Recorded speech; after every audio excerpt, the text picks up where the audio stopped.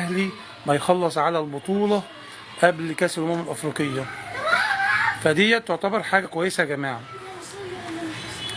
فباذن الله يا جماعه نتمنى التوفيق لنادي الزمالك ان هو يقدر يعدي فيوتشر النهارده ان شاء الله، عشان تبقى في منافسه حقيقيه بين الفرق كلها. على فكره الاهلي وبيراميدز وفيوتشر متقدمين في الترتيب عن الزمالك، فنتمنى ان شاء الله التوفيق باذنك انت يا رب لنادي الزمالك، وماتش قوي جدا يا جماعه. ونتمنى ان كابتن معتمد جمال، يعني انا بصراحه انا عايز الفرق الجماهيريه، الفرق المقدمه تبقى في ترتيب عالي، يعني تبقى في اعلى حاجه. فعايز الزمالك النهارده ان شاء الله يفوز باذنك انت يا رب، عشان يبقى في منافسه حقيقيه بين الفرق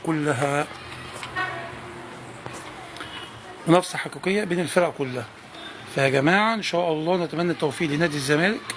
ماتش صعب جدا، ماتش مهم للزمالك في توقيت مهم جدا جدا، ونتمنى التوفيق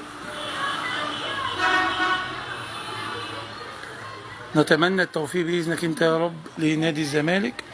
التحكيم النهارده كابتن طارق مجدي ساحه، وكابتن عمرو الشناوي على الفار. ماتش الزمالك الساعه 7 ان شاء الله النهارده، ماتش قوي جدا يا جماعه، يعني صعب التكهن بين نتيجه المباراه. ماتش يعني انا شايفه صعب جدا على الزمالك يا جماعه، يعني فيوتشر فرقه تقيله جدا وفيها لعيبه ممتازه على اعلى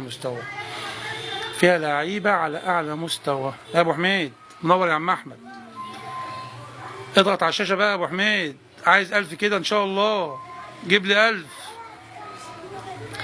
فيا جماعه ان شاء الله